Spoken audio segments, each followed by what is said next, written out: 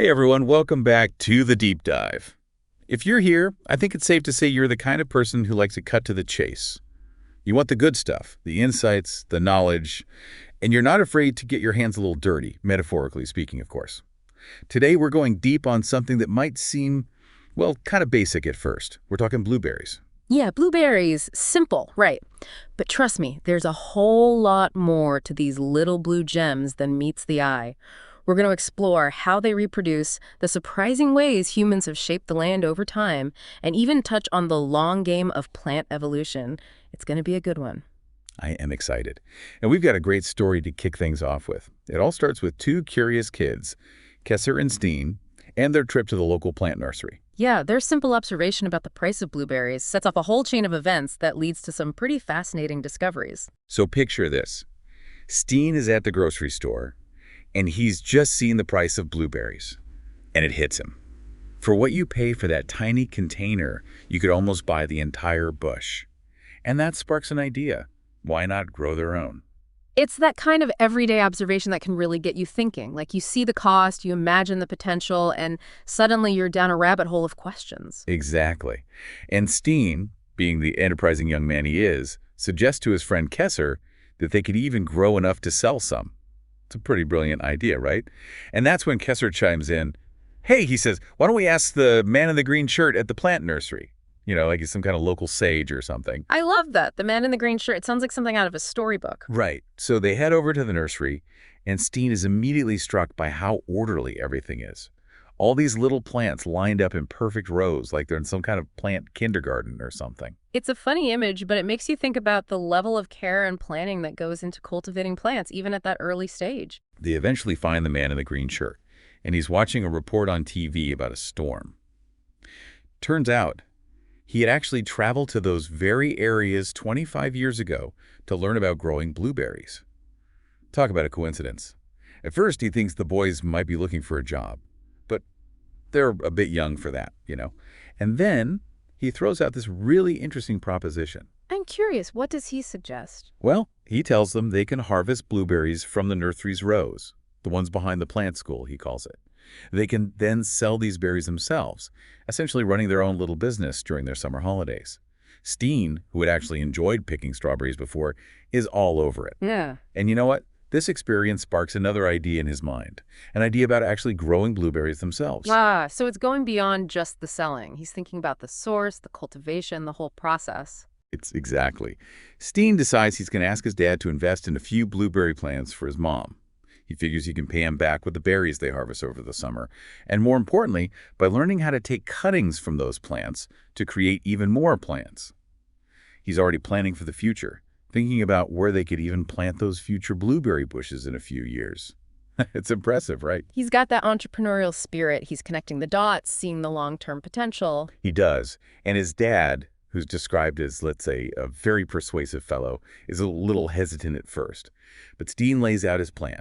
He talks about saving money on groceries, even offers to chip in some of his own pocket money, and finally his dad agrees. So now they've got the motivation, the potential funds, and the man in the green shirt ready to share his wisdom on how to actually grow these blueberries. And this is where we dive into the fascinating world of plant reproduction, specifically how you can essentially make a copy of a blueberry plant through propagation. Right. It's like plant cloning, in a way. Exactly. The man in the green shirt gives the boys a little biology lesson.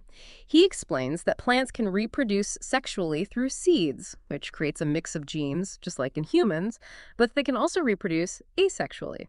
This means you take a piece of the existing plant, like a cutting, and grow a brand new plant that's genetically identical. It's a clone. It's pretty mind-blowing when you think about it. It is. And Kesser, being the sharp kid he is, actually brings up how his grandma makes aronia plants. Apparently, she just smears something on some seed trays and boom, new plants. He makes it sound so easy. He does, but the man in the green shirt explains that asexual propagation, making these clones, is a different process altogether. He even uses this really funny analogy talking about a ninja doing Tai Chi in the mist before breakfast to illustrate the idea of creating this exact copy. That's a great way to make it memorable. It is. And then they get down to the nitty-gritty, the how-to of blueberry propagation. The man in the green shirt starts with the softwood cutting method.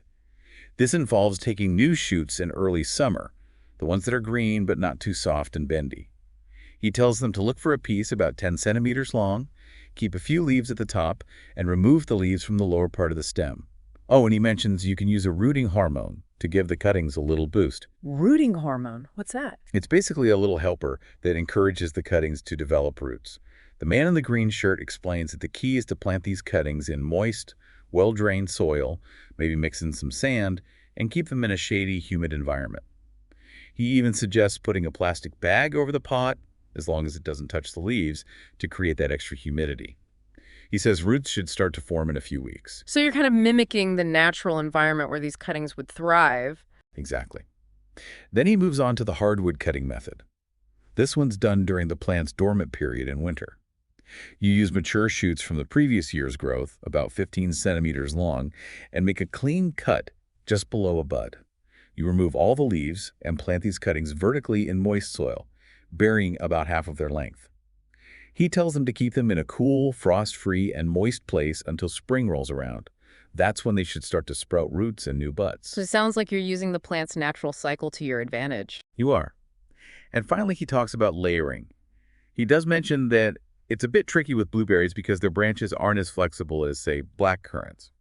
But the basic idea is to take a lower, younger branch in the spring or early summer, bend it down to the ground, and gently scrape the bark on the part that's going to be buried. Then you cover that scraped section with moist soil, maybe mix in some sand, and weigh it down with a stone, or secure it with something like a bobby pin. Make sure the tip of the branch is still sticking up out of the ground. Roots might form in the same growing season or maybe the following spring, and once they've established, you can cut the new plant away from the parent plant. It's like giving the new plant a head start, letting it draw nutrients from the parent plant until it's ready to go solo. Right. And the man in the green shirt makes this really important point about keeping your tools clean. He stresses how important it is to regularly disinfect pruning shears to prevent the spread of diseases. He even tells a story about a flood that spread a contagious disease and wiped out entire blueberry fields. It really shows you how vulnerable these plants can be. It's a good reminder that even in the world of plants, hygiene is super important. It is. And he mentions the specific growing medium they use at De Evage Blaubeer marker, which translates to, get this, the eternal blueberry fields. Pretty cool, huh? They use 40-year-old sawdust from a sawmill. Yeah. And he gives this really important tip. When you're planting cuttings, don't put them too deep in the container because they could rot. That's the kind of advice you only get from someone with years of experience. Absolutely. You can read all the textbooks you want, but there's no substitute for that real-world, hands-on knowledge. Totally. And Kesser, showing that he's been paying attention, brings up something he learned about plant growth. He mentions apical dominance and how it relates to why layering works so well. The man in the green shirt is clearly impressed that he remembers this.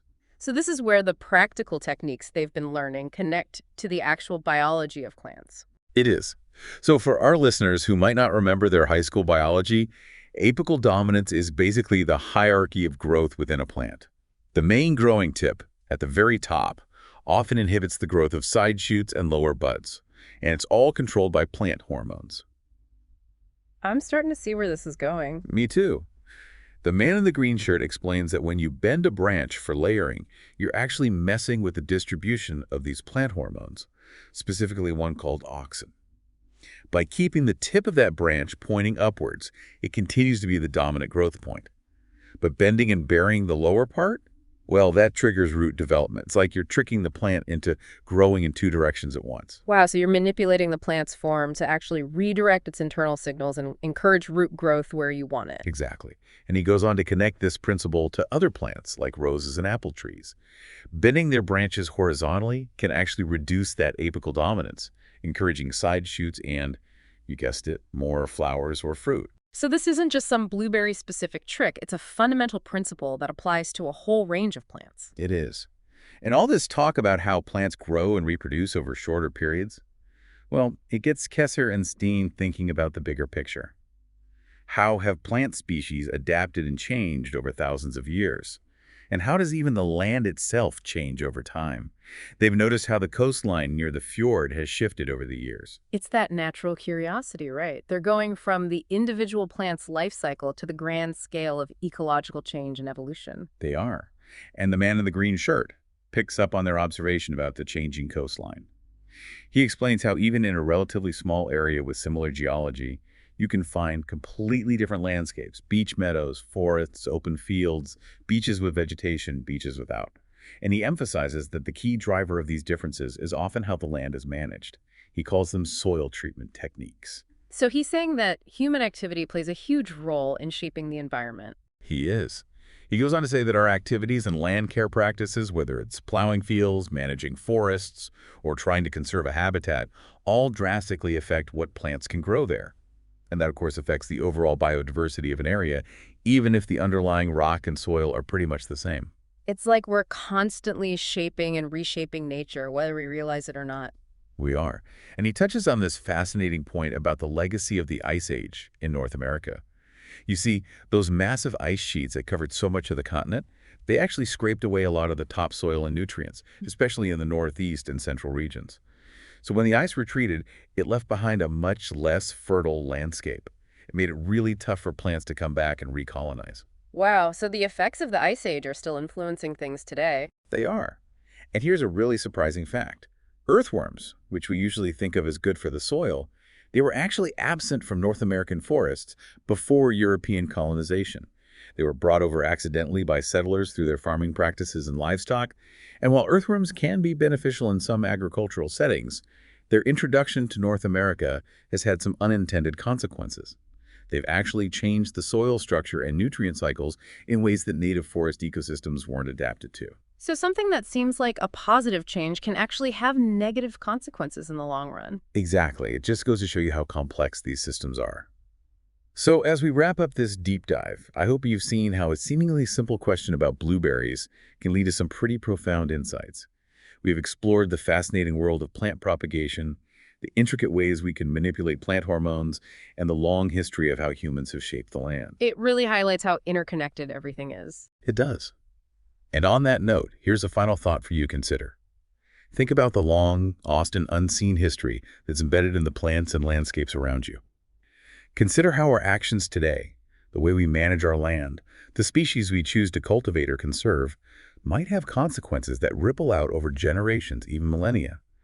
Just like the arrival of earthworms or the selection of specific apple varieties has left its mark, what subtle but significant changes are we setting in motion right now? What does natural even mean when we consider these vast timescales and the constant interplay between natural processes and human activity? It's a question worth pondering the next time you see a blueberry bush, an apple tree, or even just a patch of land. Thanks for joining us on the Deep Dive.